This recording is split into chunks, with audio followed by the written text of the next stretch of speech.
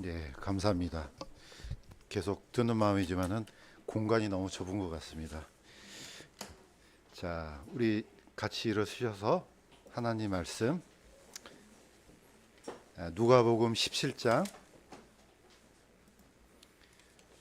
11절에서 19절까지 읽고 마지막에는 같이 읽도록 하겠습니다.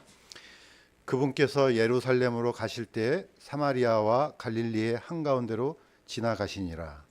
그분께서 어떤 마을로 들어가심에 나병 환자 10사람이 그분을 만나 멀찍이 떨어져 서서 목소리를 높여 이르되 예수님이여 선생님이여 우리에게 긍휼을 베푸소서 하거늘 그분께서 그들을 보시고 그들에게 이르시되 가서 제사장들에게 너희 몸을 보이라 하시니 그들이 가다가 정결하게 되니라.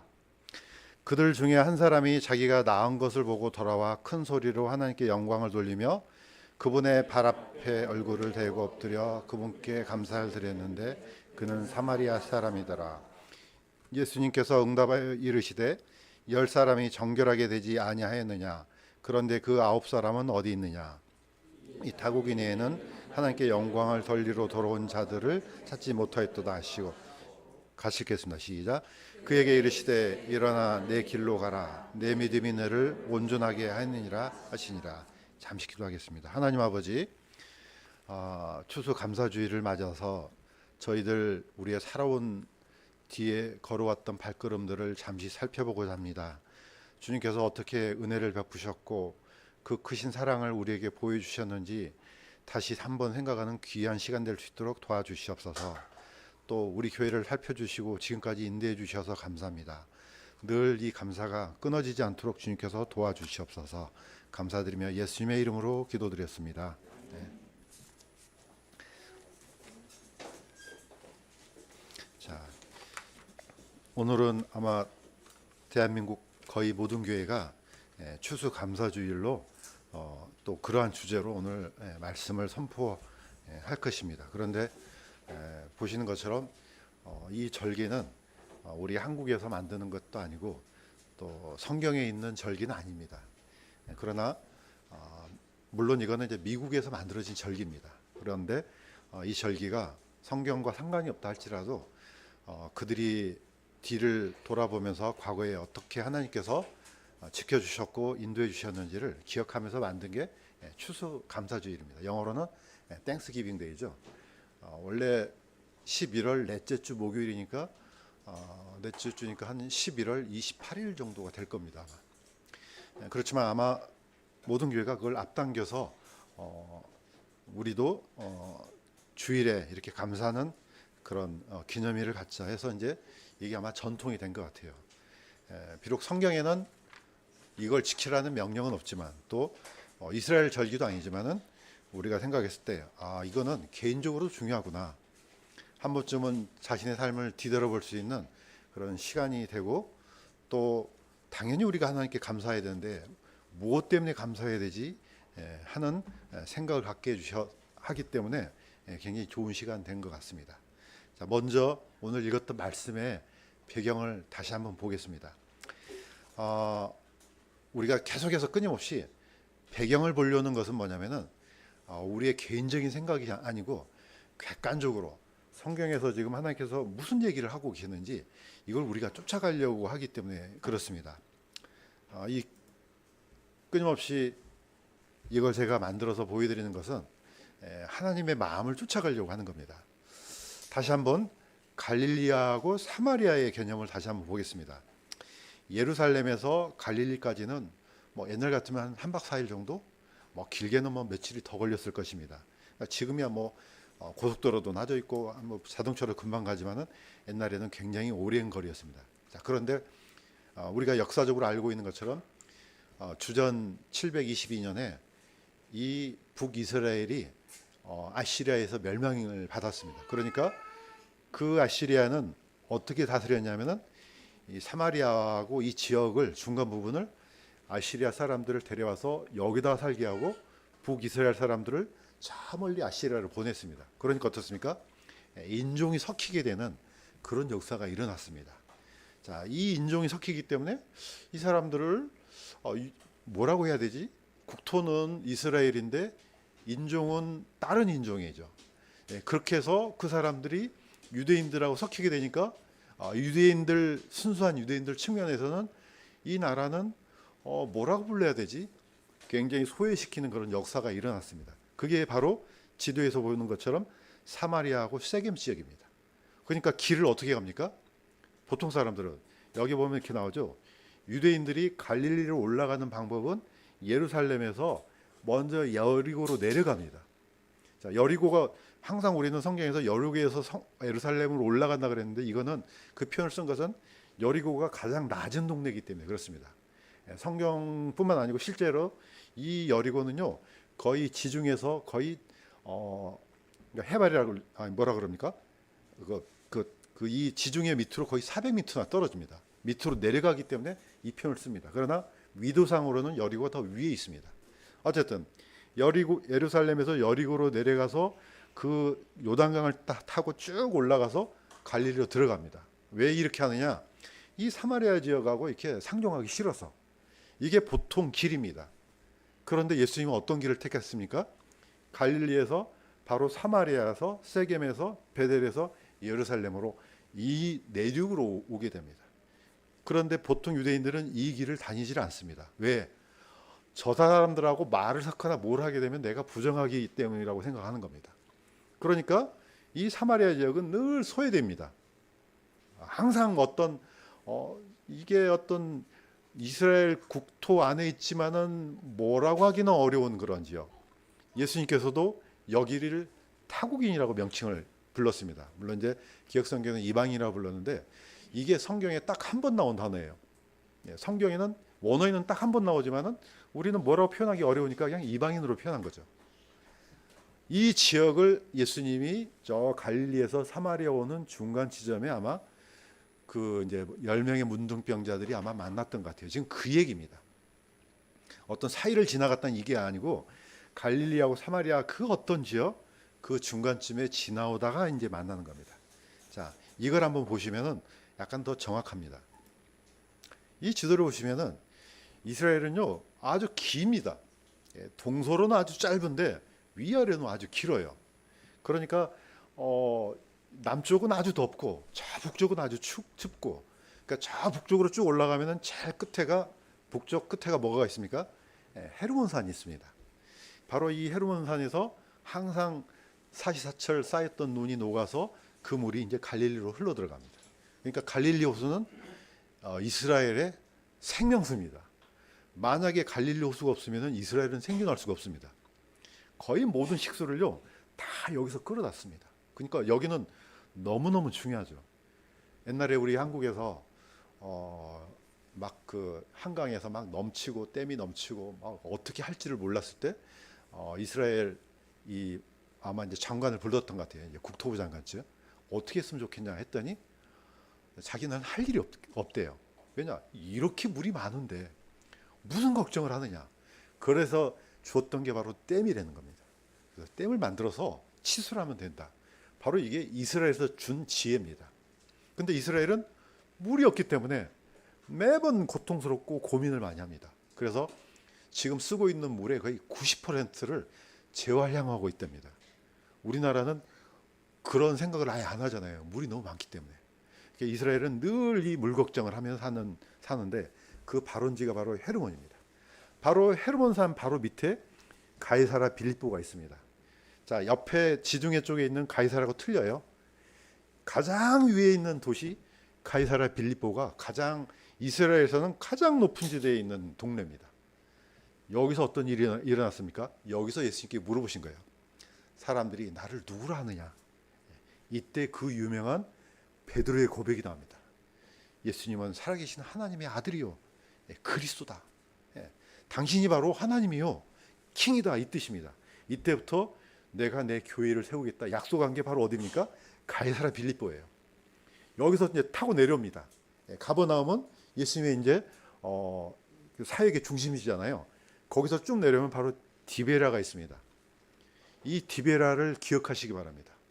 왜? 이쪽 동네는 항상 소외되고 변방이었지만은 나중에 여기에 누가 삽니까? 결국은 예루살렘 가장 핵심부 권력의 중심이었던 사내들인이 결국은 여기까지 쫓겨갑니다. 바로 디베랴에서 마지막 회의를 마치고 끝나버립니다. 자기네들이 그렇게 야 도대체 거기에 무슨 선한 것이 나겠느냐, 거기는 선지자가 대언자가 없어, 그랬던데 바로 거기까지 쫓겨가서 마지막 지금은 어떻게 지금은 다시 이제 부활 다시 이제 뭐 모임을 만든다고 하지만 이 사내들이니 마지막 여기서 끝을 맺습니다. 이게 굉장히 중요한 도시죠. 여기서 이제 예수님께서 쭉 타고 내려와서 사마리아에서 세게 여행으로 가서 여리고에서 예루살렘으로 들어갑니다. 이게 예수님의 마지막 여정입니다. 이렇게 해서 끝이 납니다. 물론 이건 이제 대략적으로 한 거고, 오늘 우리가 읽어봤던 이 지금 누가복음 17장은 지금 이 과정에 있는지 아니면은 몇 번이 더 있거든요. 그 중에 어떤 그 부분인지는 모르지만 어쨌든 예수님은 이 길로 보통 다니셨습니다. 자, 우리가 이제 오늘 말씀을 한번 집중해 보도록 하겠습니다. 오늘 나왔던 문둥병자, 나병 환자, 뭐 여러 가지 명칭이 있지만 성경에서는 지금 나병 환자라고 이렇게 했습니다. 자, 이 부분을 같이 한번 읽어보도록 하겠습니다. 시작. 그분께서 예루살렘으로 가실 때 사마리아와 갈릴리의 한가운데로 지나가시니라. 그분께서 어떤 마을로 들어가심에 나병 환자 10사람이 그분을 만나 멀찍이 떨어져 서서, 이 사람들은 보통 소망이 없는 사람들이 아니에요. 이건 시대적인 생각을 우리가 해야 될 필요가 있습니다. 아까 얘기했던 것처럼 사마리아 그 지역은 아예 백성 취급도 못 받은 사람들이에요. 그런데 그 가운데서도 나병 환자예요. 레기에 보면은 나병 환자는 반드시 격리시켜야 돼요. 이거는 하나님께서 그렇게 명령하셨어요. 우리는 불쌍하니까 서로 도와주고, 물론 이게 당연한 건데 명령이 그렇습니다. 나병에 걸리게 되면은 반드시 격리시켜라. 그러니까 사랑구실을 전혀 못하죠. 심지어 저는 어렸을 때 그런 얘기도 들었습니다. 우리 동네에서 보면은 이 문둥병자들은 사람을 잡아먹어. 그러니까 다 도망가야 돼. 이렇게 소문이 났습니다. 그러니까 굉장히 무서운 존재였어요. 물론 다 헛소문이지만은 이렇게 해서 아이들을 떨어뜨려 놨어요. 지금은 우리 이 사람들은 다 어디 있습니까? 다 소록도로 가잖아요. 그러니까 거기 가서 지금도 마찬가지예요. 그냥 보통 사람들하고 섞여서 사는 게 아니고 저 멀리 떨어져서 자신들의 삶을 이제 영위를 해야 되죠. 이런 사람들이 바로 문둥병자요, 바로 사마리아인들이에요. 상종을 하지 않는 사람들이죠. 뭐 이거는 사진은 이제 자료 사진이지만은 이런 사람들이 모여 있는데 예수님은 일부러 사실 어떻게 보면 찾아가신 거죠. 그러니까 이 사람들은 멀리 떨어져 그럴 수밖에 없습니다. 바로 가서 얘기할 수 없어요. 내가 문둥병에 걸렸다 그러면요, 입을 막아야 돼요. 왜? 침튀기니까. 그래서 부정하다, 부정하다 이렇게 사람이 오면은 소리쳐야 돼요. 무슨 뜻이냐? 나는 부정한 사람이기 때문에 가까이 오지 마세요. 이렇게 경고를 해줘야 돼요. 이게 율법이에요. 그러니까 나한테 가까이 오면 안 돼요. 이렇게 해줘야지. 저 사람이 막 문둥병자네. 피해서 가는 겁니다. 이게 바로 구약의 법이기도 합니다. 그런데 예수님께서 가시니까 어때요? 이때는 이제 소문이 돌았겠죠. 예수님께서 어떤 병이든지 고치시고 마귀도 쫓아내고, 그러니까 이 10사람들이 오신다는 소문을 어디서 들었겠죠. 그러니까 어떻습니까? 이 사람들은 그 예수님께서 오시는 그 길에 서서 멀리 떨어져서 소리칩니다. 바로 이 장면이에요. 저분이라면 어떻게 하면 우리 병이 고쳐질 수도 있겠다. 지금이야 그렇지만은 옛날에 하나님께서는 이 문둥병을 하나님의 징벌로 쓰셨습니다. 그 중에 대표적인 사람이 바로 미리암이잖아요. 모세의 누이 미리암이 나중에 어떻게 됐습니까? 하나님께서 문둥병을 내려서 나중에 7일 동안 격리시켰습니다. 그러니까 진 밖에 나가 살아야 돼요. 자, 이게 병의 문제가 아니고 우리는 이걸 영적으로 살펴볼 필요가 있습니다. 이게 또 무슨 문제입니까? 이게 죄의 문제입니다. 왜 죄인들이 하나님이 계신 천국에 못 들어갑니까? 갈 수가 없어요. 오라 그래도 못 갑니다. 왜냐? 그 거룩한 빛 앞에 이게 스스로 설 수가 없습니다. 그러니까 어떻게 보면 쫓겨가는 겁니다. 자신은 천국에 가고 싶죠. 그러나 이 병에 걸린 사람은 갈 수가 없습니다. 누구의 존재입니까? 바로 우리의 존재예요. 우리는 하나님께서 다 천국에 와, 안 됩니다. 우리 스스로 못 갑니다. 제가 늘 바퀴벌레 얘기했잖아요. 바퀴벌레가 불 환하게 켜져 있고 사람들 많이 있으면 막 식탁에 올라와서 막 먹고 그럽니까? 그렇게 못해요. 그냥 쫓겨가는 겁니다. 이 사람들이 바로 그런 사람들이었어요. 멀리 쫓겨가서 그 사람들끼리 모여서 사는 겁니다. 그러니까 얼마나 어둡고 음침하고 그런 사람들이 바로 이런 존재들이에요. 이게 누굽니까? 사실은 우리예요. 우리 각 사람이라고요. 저 멀리 볼 필요도 없어요. 아, 나는 뭐 이런 병에 안 걸렸는데, 아니에요. 하나님께서 보실 때는 다 문둥병이 걸렸어요. 구약의 이 문둥병이라는 단어가 짜라트라는 단어가 있어요. 이 단어가 꼭 문둥병만 쓰이는 게 아니에요. 모든 피부병 다 이게 다 이 병이에요. 근데 지금은 병이 이제 구체화됐기 때문에 이 단어를 쓰지만 뭐 곰팡이균 심지어 무좀도요 다 이 병이에요. 그렇지만은 이것 때문에 사람들이 막 떨어뜨리고 그러지 않잖아요. 모든 사람들은 하나님께 보실 때 다 병이 걸린 거예요. 예, 그렇지만은 뭐 우리 스스로는 아이 뭐 나는 그 정도는 아니지. 다 이런 마음을 갖고 있을 겁니다. 사마리아 문둥병, 사마리아 지역에 있었는데 딱 한 사람만 사마리아인이고 유대인이었죠. 예, 이 사람들이 모여서 이제 소리쳤습니다.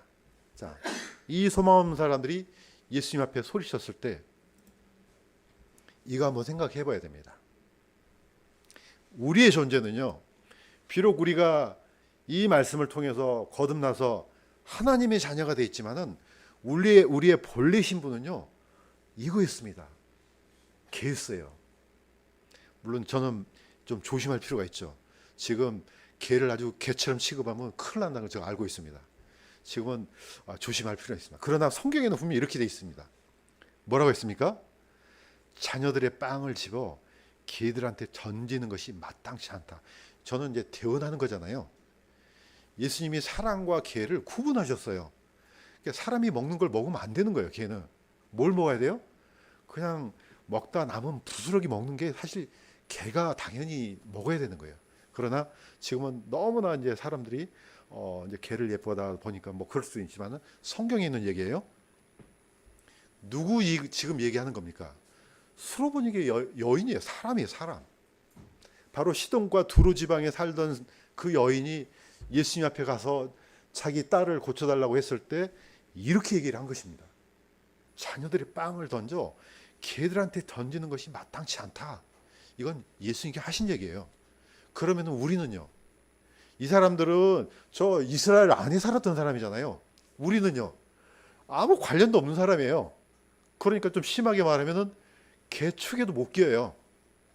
그런 존재예요. 에베소서 2장 12절을 같이 한번 읽겠습니다. 시작. 그때 너희는 그리스도 밖에 있었고 이스라엘 연방 국가 밖에 있었던 외인들이며 약속의 언약들에서 분리된 낯선 자요 세상에서 소망도 없고 하나님 밖에 있던 자들이었으나 우리가 그렇다는 겁니다. 물론 늘 양극단이 있습니다. 우리가 당연히 하나님의 자녀요 그런 권리가 있지만은 우리가 구원받기 전에는 이 개만 또 못하는 존재였다는 거죠. 이게 성경에서 말하는 겁니다. 너희는 아무 소망도 없고 그냥 아무것도 아니야 너희들. 그런데 지금 어마어마한 복을 받고 있다는 게 지금 바로 에베소 교회 사도 바울이 지금 에베소 성도들한테 주신 말씀이에요. 그러니까 구원받기 전과 이후는 엄청난 차이입니다. 받기 전에는 이런 사람들이었어요. 그게 바로 우리였고 그런 사람들이 구원받아서 모여서 교회가 된 겁니다. 자, 그런데 놀랍게도 하나님께서 간청하는 사람들한테 또는 간구하는 사람들의 귀를 기울이십니다. 아까 10명의 나병 환자들이 어떻게 합니까? 이것도 같이 한번 읽어보겠습니다. 시작. 목소리를 높여 이르되 예수님이여 선생님이여 우리에게 긍휼을 베푸소서. 이 사람들이 예수님이 지나가신다는 소식을 듣고 돌에 맞아 죽을 각오를 하고 멀리 떨어져서 소리쳤습니다. 저는 이게 굉장히 중요하다고 봐요. 하나님은 가만히 있는 사람을 절대로 구원하지 않습니다. 이거는 그냥 가만히 있는 사람을 쫓아가서 너 구원 받아야 돼. 안 그럽니다. 어떻게 해야 됩니까? 반드시 요청해야 됩니다. 십자가의 강도가 아무것도 할 수 없었어요. 요청했어요. 하나님, 예수님, 당신의 왕국으로 들어오실 때 나를 기억하소서. 예, 좀 봐달라는 겁니다. 나를 좀 기억해 주세요. 그러니까 예수님 뭐라 그랬습니까? 네가 오늘 나와 함께 낙원에 있으리라. 예, 주십니다. 이 사람처럼, 이들처럼, 이 문둥병자처럼 우리도 간구해야지 하나님께서 은혜를 베풀어 주실 줄로 믿습니다. 왜 기도하라 합니까? 하나님은 기도하지 않아도 그 사람들이 뭐 필요한지 다 아세요. 왜 기도하라고 합니까? 요청하라는 겁니다. 요청하면은 들어주겠다는 겁니다. 멀쩡한 사람, 가만히 있고 아무 관심도 없는 사람인데 너무 불쌍하니까 였다 구원 합니까? 절대 그렇지 않습니다. 이거 우리가 굉장히 깊이 생각해 볼 필요가 있습니다. 왜 그렇습니까? 이것 때문에 그렇습니다. 약속이 되어 있습니다. 누가복음 11장 9절에서 10절, 우리가 너무 잘 알고 있는 말씀이지만 같이 한번 읽도록 하겠습니다. 시작. 구하라 그러면 너에게 주실 것이요, 찾으라 그러면 너희가 찾을 것이요, 두드리라 그러면 너에게 열릴 것이니 구하는 자마다 받고 찾는 자는 찾으며 두드리는 자에게 열릴 것이니라. 그냥 달라 그러니까 응답이 없으니까 에이, 아니 안 들어주네, 이렇게 하지 말라는 겁니다. 이 원어를 찾으면요, 이게 구하라, 찾으라, 두드리라는 이 말씀이요, 다 계속적인 말씀이에요. 계속해서 구하라, 계속해서 찾으라, 계속해서 두드리라, 이 뜻이 됩니다. 그냥 주세요, 응답이 없네, 에이 안 들어주나 보다, 아니면은 나한테 관심이 없나 보다. 우리는 다 한 가지씩 병이 있습니다. 우리는 몰라요. 왜 그 병의 원인이 어디서 왔고 또 어떻게, 우리는 모르잖아요. 그렇지만 하나님은 요청한 명하신 게 뭡니까? 계속해서 구하라는 겁니다. 지금 낫지 않았다 할지라도 계속해서 두드리라. 그러면 어떻습니까? 하나님께서 우리가 알지 못한 그때에 주실 것이라는 겁니다. 혹시라도 압니까? 거의 숨이 넘어갈 그 직전에 주실지? 그건 모르는 겁니다. 저는 굉장히 중요한 사실을 알았는데, 사람이 죽을 때요, 모든 게 멈추잖아요. 심장도 멈추고 다 멈춘대요. 그런데 놀랍게 가장 마지막까지 열려있는 기관이 있대요. 그게 귀라고 그러더라고요. 저는 이거 대단하다. 귀는 살아있대요. 그러니까 죽었네 끝나는 게 아니고, 혹시라도 임종 가까이 왔을 때 우리가 상담할 때 숨이 멎어서 딱 죽잖아요. 그러면 죽었네 끝나지 말고 귀에다 대고 얘기하랍니다. 하나님께서 당신의 죄를 용서하셨으니까 믿으라고, 이거 반드시 얘기하랍니다. 그럼 귀가 열려 있으니까 모르잖아요. 이거는 하나님의 은혜라고 저는 생각돼요. 마지막까지 열어주시는 거죠. 그래서 구하라, 찾으라, 두드리라. 그래서 누가복음 11장 13절에 이렇게 되어 있습니다. 너희가 악할지라도 너희 자녀에게 좋은 선물들을 줄 알거든 하물며 하늘에 계신 너희 아버지께서 자기에게 구하는 자들에게 성령을 얼마나 더 많이 주시겠느냐. 사실 하나님께서 주시려고 하는 것은 이거예요. 성령이에요. 다른 말로 구원이에요. 뭐 성령이 무슨 쌀가마처럼 많이 주고 적게 주고 이게 아니에요. 성령은 한 분이에요. 이걸 얼마든지 많은 사람한테 주겠다는 겁니다. 누구든지 원하면 이 하나님의 약속을 있는 그대로 받으면 저는 복 받을 줄로 믿습니다. 자, 오늘 포커스가 사마리아 사람입니다. 예. 그러니까 사마리아 사람이 한 명이란 뜻이죠. 9사람은 뭡니까? 유대인이에요. 예. 9사람은 유대인이고 딱 한 사람만 이런 사람이에요. 그런데 이렇게 됐습니다. 이것도 한번 읽어보도록 하겠습니다. 시작. 그들 중에 한 사람이 자기가 낳은 것을 보고 돌아와 큰 소리로 하나님께 영광을 돌리며 그분의 발 앞에 얼굴을 대고 엎드려 그분께 감사를 드렸는데 그는 사마리아 사람이었더라. 감사를 드린 사마리아 사람. 자, 9사람은 우리가 어떤 큰 공공한 처지에 처했을 때 이런 마음이 들어요. 모든 10사람이 다 낳고 싶어 해요. 그런데 정작 딱 낳잖아요? 그럼 어떻습니까? 마음이 변할 수 있습니다. 저는 이 9사람은 딱 낳고 보니까 어떤 생각이 드냐? 당연한 거예요. 아, 나는 유대인이었지. 그러니까 이런 복을 받고 이런 고침을 받는 게 당연한 거지. 그러나 저 사마리아 사람은 아니지. 그런데 이 사마리아 사람은 어떻게 했습니까? 돌아왔습니다. 돌아와서 감사를 드렸어요. 딱 보니까 사마리아 사람이었어요. 이 사람은 자기가 나온 것도 감사하지만은 어떤 지금 상황이 있습니까? 예, 이 사마리아라는 이 단어를 들면요, 아, 이 사람은 가장 낮아진 사람이구나. 예, 사마리아 우물가의 여인 똑같습니다. 아, 가장 낮아진 사람이구나. 가장 소외된 사람이구나. 아, 인간 취급 받지 못한 사람이구나. 이렇게 기억하면 됩니다. 이 사람이 돌아와서 감사를 드렸습니다. 자, 우리는 여기서 굉장히 중요한 원리를 한번 얻어낼 수 있습니다. 무슨 뜻입니까? 감사와 믿음의 관계입니다. 이건 제가 읽겠습니다.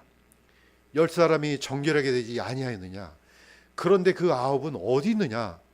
이 타국인에는 하나님께 영광을 돌리러 온 자들을 찾지 못하였도다 하시고 그에게 이르시되 일어나 내 길로 가라. 내 믿음이 너를 온전하게 하였느니라. 지난 수요일 날 우리 엄준사님이 이거 얘기했잖아요. 회개하고 믿음. 뭐라 그랬습니까? 동전의 양면이다. 믿음 자체가 그냥 뚝 떨어진 게 아니에요. 그 죄에서 돌이키는 회개하고 이 믿음은 절대 불가분한 관계입니다. 마찬가지예요. 행위하고 믿음 동떨어진 게 아니에요. 당연히 우리가 말할 때 구원 자체는 구원의 조건에 행위가 들어갈 수는 없어요. 그렇지만은 행위하고 구원은 절대로 분리가 안 되는 겁니다. 동전의 양면이 왜 됩니까? 우리가 100원에 보면은 앞에는 이순신 장군 있어요. 딱 보면은 뒤에 이게 100원인지 확인하자 이럴 사람 있습니까? 당연히 뒤에가 100이 나오겠죠. 뒤에 100이 나왔으면 뒤에 당연히 이순신 장군 이게 나오겠죠. 볼 필요도 없어요. 예, 이어져 있으니까. 왜 예수님은 이 사마리아 사람한테 내 믿음이 이렇게 얘기합니까? 이거는 믿음의 문제예요. 감사는요, 믿음의 문제예요. 감사를 한다는 것은 단순히 그냥 내가 고침받았다 이게 아니고 이 사마리아 사람을 깊이 뚫어보면요, 이 사람은 아, 저분이야말로 진짜 하나님이구나. 저분이야말로 메시아구나. 저분이 메시아이기 때문에 이 병을 고쳐주셨구나. 이 믿음을 가졌다는 겁니다. 그러니까 어떻습니까? 당연히 와서 감사를 드리는 거죠. 그런데 9사람은 병은 고쳐졌어요. 그러나 뭐가 안 생깁니까? 믿음이 없는 거예요. 병은 고쳐졌지만은 아, 나는 당연하지. 내가 유대인이니까. 이 사람의 감사, 사마리아 감사는 곧 구원에 대한 정확한 반응이라고 저는 믿습니다. 그래서 우리도 그래야 된다는 겁니다. 우리의 구원은 하나님께서 우리한테 구원을 주시려는 계획을 물론 섭리 가운데 있지만은 예수님이 분명히 그 빵을 자녀들한테 그 개들한테 던지는 게 마땅하지 않다 그랬어요. 이걸 우리는 깊이 생각할 필요가 있습니다. 우리는 어떻게 보면 하나님의 구원에 의해서 제외된 거예요. 그렇지만은 이 막혀있던 것을 풀어서 자녀들이 먹을 음식을 우리한테 던져줬다니까요. 이게 바로 구원이라는 겁니다. 그러면 우리는 마땅히 가치 없는 존재가 엄청난 은혜를 받았구나. 그러니까 어떻습니까? 당연히 감사가 나오는 것이요, 당연한 거예요. 교회는 감사를 해야 돼 이게 아니고 이게 나오는 게 당연하다니까요. 이게 안 나오면은 아니구나 저 사람. 우리는 그래서 미루어서 전혀 하나님께 감사를 하지 않네. 아, 저 사람은 구원받지 않는 사람이 어쩌면 그렇지 않을까. 우리가 이렇게 미뤄서 판단할 수 있다는 겁니다. 물론 우리 판단이 정확한 건 아니지만은 성경 전체적으로 보면은 당연한 겁니다. 자, 이제 거의 이제 마무리하겠습니다. 아까 한 번 더 반복합니다. 아브라함의 믿음과 행위 이겁니다. 아브라함이 창세기 15장에서 믿었습니다. 예, 그 믿음을 하나님께서는 그의 의로, 의롭다, 이 사람 의로운 사람이야, 먼저 선언해 주셨어요. 나중에 창세기 22장에 자신의 유일한 아들을 드렸습니다. 이때 구원받은 게 아니죠. 먼저 구원받았기 때문에 이 믿음에 따라서 아들을 드릴 수 있다는 게 바로 성경 전체적인 겁니다. 자, 그래서 이렇게 되는 겁니다. 야고보서 2장 19절에서 21절 한번 읽어보겠습니다. 시작. 네가 한 하나님이 계신 줄 믿으니 잘하는도다. 마귀들도 믿고 떠느니라. 그러나 오 험한 사람아, 행위 없는 믿음이 죽은 것인 줄을 네가 알고자 하느냐? 우리 조상 아브라함이 자기 아들 이삭을 제단 위에 드릴 때 행위로 의롭게 되지 아니하였느냐? 또 이거 착각하면 안 됩니다. 이삭을 드려서 그때 구원받았네? 이렇게 하지 말라는 게 바로 야고보서예요. 분명히 야고보서는 덧붙입니다. 이에 아브라함이 하나님을 믿으니 그것을 그의 의로 인정하셨느니라. 이게 창세기 15장이에요.